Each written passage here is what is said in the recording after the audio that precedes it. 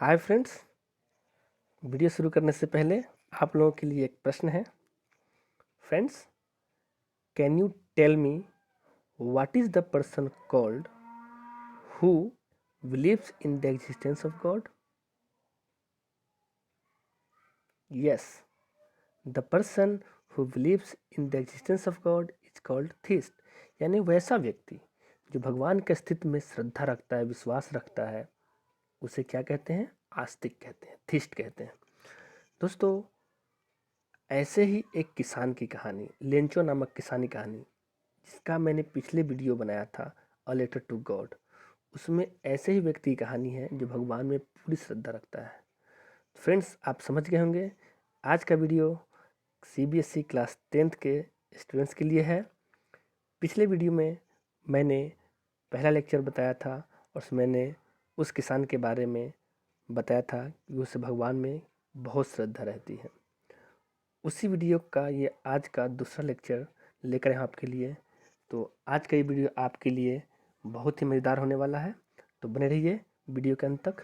दोस्तों, पिछले वीडियो में मैंने जो पढ़ाया about the author, about the story, detail explanation of the story, तो दोस्तों उससे रिलेटेड कुछ प्रश्न मैं आपसे पहले करूँगा आज।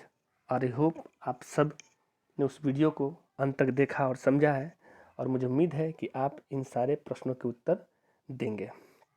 तो चलिए शुरू करते हैं आज का वीडियो, जो है फर्स्ट फ्लाइट प्रो सेक्शन का chapter 1 a letter to God और लेक्चर 2। दोस्तों, ये आज का लेक्चर 2 है। लेक्चर 2 शुरू करने से पहले आपके लिए प्रस्तुत है आज का पहला स्लाइड, जो कि ऑब्जेक्टिव क्वेश्चन है। इस ऑब्जेक्टिव क्वेश्चन में पिछले वीडियो में मैंने जो पढ़ाया उससे रिलेटेड कुछ क्वेश्चंस हैं। पहला क्वेश्चन है who wrote the story a letter to God? यानी लेटर टू गॉड कहानी को किसने लिखा? तो ऑप्शंस आपके सामने 4 ऑप्शंस हैं। Option A G L. फेंटस, ऑप्शन बी एम.एल. फेंटस, ऑप्शन सी के.एल. फेंटस एंड ऑप्शन डी एल.एल. फेंटस। तो सही आंसर क्या है? सही आंसर है जी.एल. फेंटस, ऑप्शन ए। दोस्तों, मैंने बताया था पिछले वीडियो में अबाउट द ऑथर में कि जी.एल. फेंटस इस कहानी के लेखक हैं। उनका पूरा नाम ग्रेगोरियो लोपेज फेंटस। अगला क्वेश्चन है who is a protagonist? Protagonist कौन होता है? तो प्रोटैगोनिस्ट के बारे में भी मैंने बताया था, शायद आपको याद हो। वैसे ऑप्शन देखते हैं। पहला ऑप्शन ए अ हीरो, एक हीरो होता है। A side character, B side character होता है। प्रेडिक्शन होता है, या नन ऑफ द अबव, इनमें से कोई नहीं। तो आंसर क्या होगा? आंसर होगा ऑप्शन ए अ हीरो। दोस्तों, मैंने पिछले वीडियो में बताया था कि प्रोटैगोनिस्ट किसी भी स्टोरी का मेन कैरेक्टर होता है और मेन कैरेक्टर हीरो होता है। तो इसका option A is the correct answer. तीसरा प्रश्न है how does Lencho feel when his crop is destroyed? Lencho कैसा महसूस करता है जब उसका फसल बर्बाद हो जाता है? A option sad, option B sorrowful, option C full of sadness and option D all of the above. सोच समझ कर उत्तर दीजिएगा दोस्त। थोड़ा सा गौर करें ऑप्शंस पे। पहला ऑप्शन, दूसरा ऑप्शन और तीसरा ऑप्शन, तीनों ऑप्शन लगभग एक जैसे ही हैं। सभी के मीनिंग सेम होते हैं, इसलिए आपका आंसर होगा option D all of the above. ये थे इस स्लाइड के 3 क्वेश्चंस। आई होप आप सबने इन क्वेश्चंस को समझा और आंसर किया। अगला स्लाइड का क्वेश्चन इस प्रकार है। Question number 4, where was Lencho's house situated? कहानी का जो प्रोटैगनिस्ट लेंचो, उसका घर कहाँ स्थित था? तो मैंने बताया था दोस्तों डिटेल एक्सप्लेनेशन में कि वो एकमात्र घर कहाँ था, बॉटम ऑफ द हिल, या option B top of a hill, option C top of a plateau, और option D in a city. तो आई होप आपको आंसर याद आ गया। आंसर होगा option B top of a hill, पहाड़ी के ऊंचाई पर, छोटी से पहाड़ी की ऊंचाई पर एकमात्र घर लेंचो का सिचुएटेड है। नेक्स्ट क्वेश्चन है what was the only thing that the earth needed according to Lencho? Lencho के अनुसार वो एकमात्र चीज़ क्या थी जो अर्थ को चाहिए थी? तो इसको सबको पता है कि उसे क्या चाहिए था। A shower, option A, option B a snowfall, option C strong winds, option D sunlight. तो correct answer is option A a shower. क्योंकि दोस्तों फील्ड को केवल एक बौछार की उम्मीद थी, एक बार वर्षा की उम्मीद थी, एक डाउनपोर की उम्मीद थी। नेक्स्ट जो क्वेश्चन और लास्ट क्वेश्चन आज का है, where did Lencho expect the downpour to come from. Lencho ने किस दिशा से उम्मीद किया था डाउनपोर आने का। तो दिशा के बारे में बताया गया है पिछले लेक्चर में। आप लोगों ने अगर गौर से वीडियो देखा और समझा है तो आपको आंसर पता होगा। जी हाँ दोस्तों, इसका आंसर है ऑप्शन बी, नॉर्थ ईस्ट। तो ये थे आज का ऑब्जेक्टिव क्वेश्चन आपके प्रीवियस नॉलेज से, प्रीवियस वीडियो से। आई होप आप सबने खूब आनंद लिया और सही आंसर किया। तो चलिए देर ना करते हुए बढ़ते हैं अपने अगले लेक्चर की तरफ। आज के लेक्चर 2 का पहला डिटेल एक्सप्लेनेशन कहानी का हम लोग देखेंगे। तो कहानी, इस पर पिछले कहानी को हमने ख़त्म किया था कि जब वर्षा होती है, ओले पड़ जाते हैं और 1 घंटे तक लगातार ओला पड़ता है, सारी फसल बर्बाद हो जाती है। तब लिंचो बहुत उदास रहता है और उसके दिल से एक बात निकलती है कि लगता है इस साल भी हमें भूखे ही रहना पड़ेगा। उसी क्रम को आगे बढ़ाते हुए अगले पैसेज हम लोग आज देखेंगे। But in the hearts of all who lived in that solitary house in the middle of the valley there was a single hope, help from God. उस घाटी के बीच में जो एकमात्र घर था और उस घर में रहने में जितने लोग थे सभी के दिलों में there was a single hope, एकमात्र आशा बची थी, हेल्प फ्रॉम गॉड, भगवान की मदद या सहायता। Don't be so upset even though this seems like a total loss, remember no one dies of hunger, that's what they say, no one dies of hunger. उन सभी लोगों में लिंचो उस घर का मुखिया था। इतना होने के बाद भी वो कहता है डोंट बी सो अपसेट, ज़्यादा परेशान होने की ज़रूरत नहीं है, ज़्यादा परेशान मत हो। यद्यपि ऐसा लगता है कि यह पूरी क्षति है, पूरा नुकसान है, लेकिन याद रखना कोई कभी भूखा नहीं मरता। दैट्स इट, यही तो है जो सब कहते हैं, no one dies of hunger, कोई भूख से नहीं मरता। मतलब दोस्तों लिंचो को अभी भी उम्मीद बाकी है कि भगवान उसकी सहायता करेंगे, इसलिए अपने परिवार के सभी लोगों को समझाता है। ऑल थ्रू द नाइट, पूरी रात लिंचो thought only of his one hope. पूरी रात लिंचो सोचता रहा केवल अपनी एकमात्र आशा। वो आशा क्या थी? द हेल्प ऑफ गॉड, भगवान की मदद। The help of God whose eyes as he had been instructed, भगवान जिनकी आंखें, जैसा कि उसे बताया गया था, निर्देश दिया था, सी एवरीथिंग, सभी कुछ देखती है। मतलब भगवान की आंखें सभी के दिलों के अंदर झांकती है, देखती है।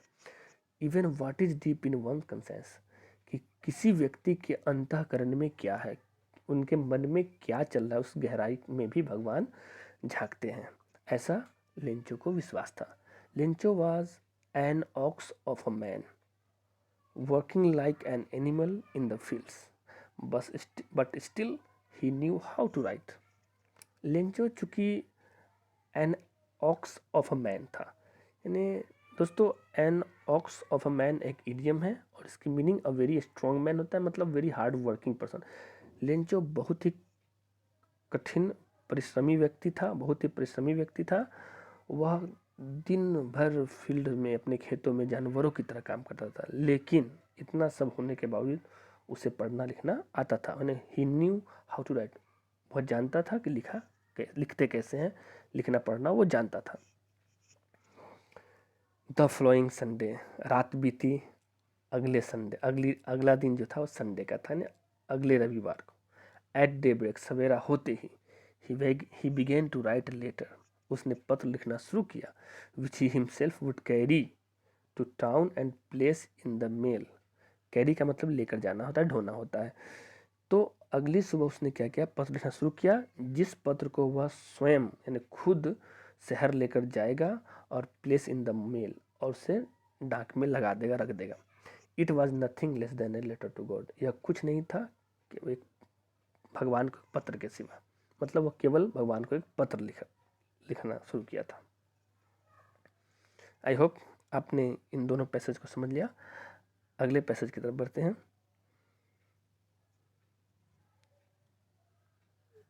अब देखिए आगे पत्र में वो क्या लिखता है। लिंचो पत्र में क्या लिखता है? ही रोट, वह लिखा, क्या लिखा? God, if you don't help me my family and I will go hungry this year.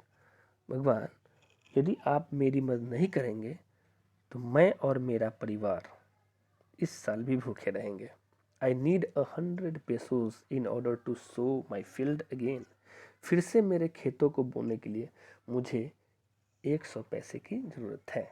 And to live until he the crops come, और तब तक जीवित रहने के लिए जब तक कि फसल न आ जाए। अंटिल, जब तक कि। बिकॉज द हेल स्ट्रॉम, क्योंकि हेल स्ट्रॉम ने यानी ओले ने डॉट डॉट डॉट, यानी इस प्रकार से पत्र में अपने घटना को, अपने साथ बीते हुए क्षणों को लेंचो ने पत्र में गॉड के लिए लिखा। जब उसने पत्र लिख लिया, उसने आगे क्या लिखा? ही रोट टू गॉड, उस ऑन द एनवेलप, फिर उसने लिफाफे के ऊपर लिखा टू गॉड, मतलब भगवान के लिए। एड्रेस के रूप में उसने लिफाफे के ऊपर लिखा केवल टू गॉड, भगवान के लिए। पुट द लेटर इनसाइड, और उस लेटर को उस इन्वेलप के अंदर रखा। स्टिल ट्रबल्ड, अभी भी परेशान, फिर भी परेशान। वेन टू टाउन, और चला गया शहर।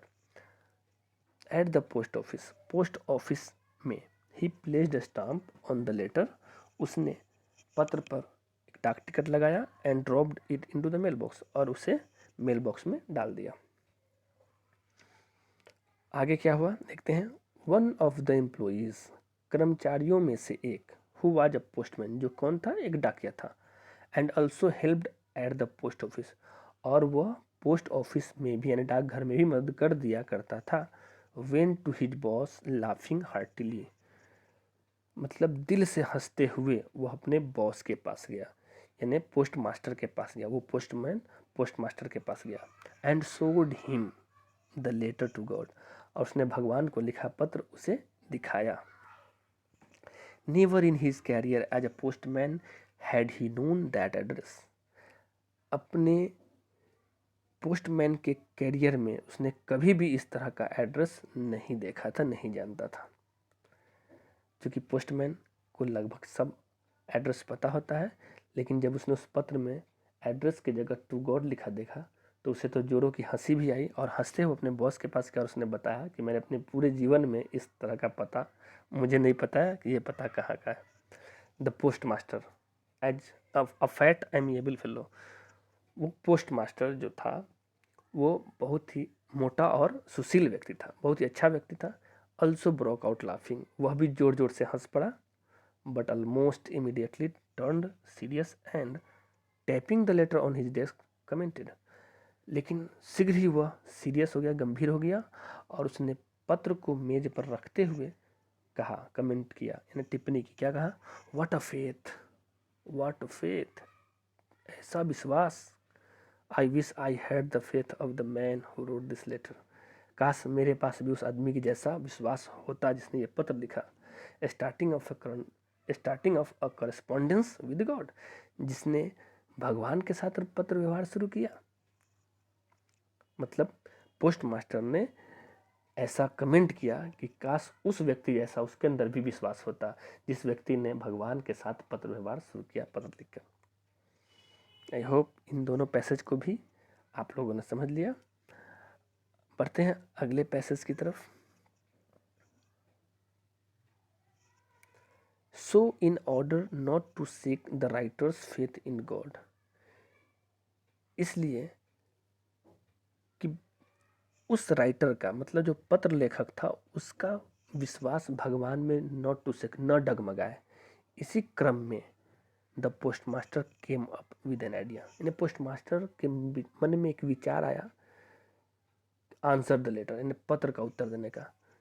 तो पोस्ट मास्टर ने अपने मन में एक विचार लाया कि इस पत्र का उत्तर देना होगा, ताकि उस पत्र लेखक का जो भगवान में विश्वास है, श्रद्धा है, वो डगमगाए नहीं। इसलिए उसने एक विचार किया, उस पोस्ट मास्टर ने एक विचार किया। क्या विचार किया?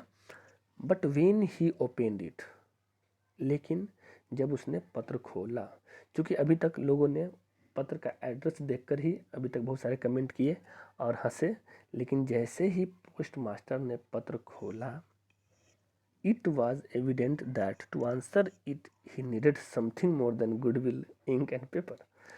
जब पत्र खोला गया तो उस पत्र में यह स्पष्ट हुआ कि उस पत्र का उत्तर देना ही काफ़ी नहीं है। उस पत्र का उत्तर देने के लिए केवल गुडविल या इंक या पेपर की जरूरत नहीं है, बल्कि इससे भी कुछ ज़्यादा चाहिए था।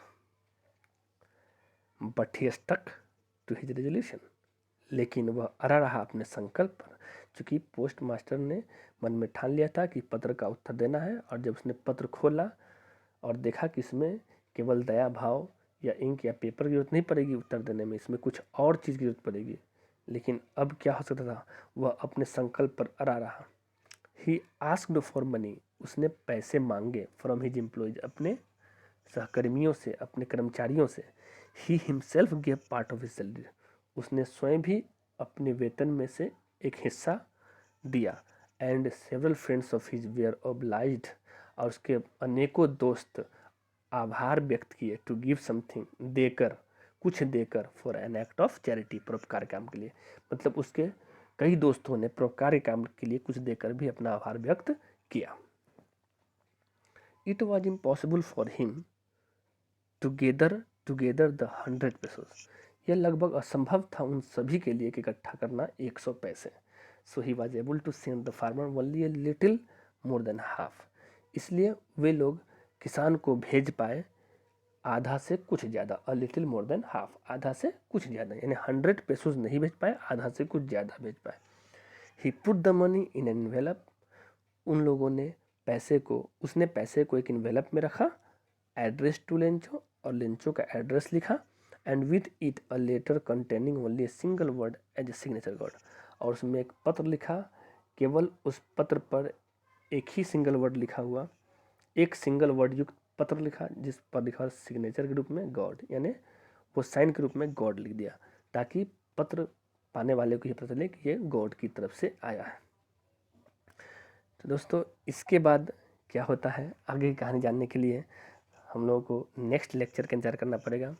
आई होप आज का लेक्चर आप लोगों ने एंजॉय किया, और आई थिंक पहले लेक्चर में और दूसरे लेक्चर में आपने कहानियों को जोड़ लिया होगा। और अगर फिर भी कोई दिक्कत हो तो आप दोनों वीडियो बार बार देखें, ताकि कहानी पूरी तरह समझ में आ जाए। और इसमें जितने इम्पोर्टेंट वर्ड्स हैं उसके मैंने हिंदी लिख दिया है, आप चाहे तो उसको अपनी नोटबुक में नोट कर सकते हैं। फिर भी जब कहानी का एक्सप्लेनेशन ख़त्म हो जाएगा तो मैं आगे वर्ड्स के वीडियो और इससे रिलेटेड एक्सरसाइज के वीडियो भी बनाऊँगा।